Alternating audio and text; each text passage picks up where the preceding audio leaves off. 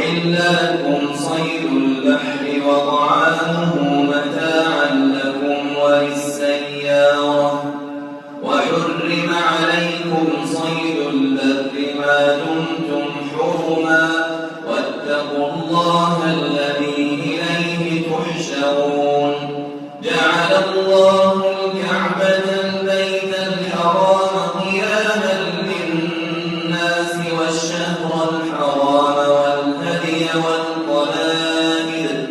ذلك لتعلموا أن الله يعلم ما في السماوات وما في الأرض وأن الله بكل شيء عليم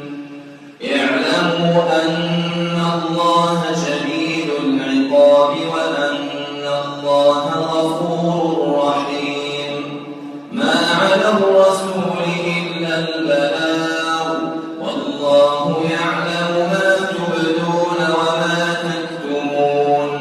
قل لا يستوي الخبيث والطيب ولو أعجبك كثرة الخبيث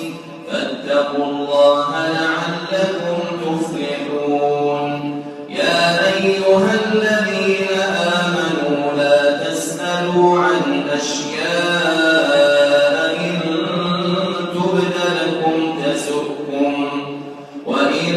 تسألوا عنها حين ينزل القرآن تبد لكم عفى الله عنها والله غفور حليم قد سألها قوم من قبلكم ثم أصبحوا بها كافرين ما جعل الله من بحيرة ولا سائبة ولا وصيلة ولا حام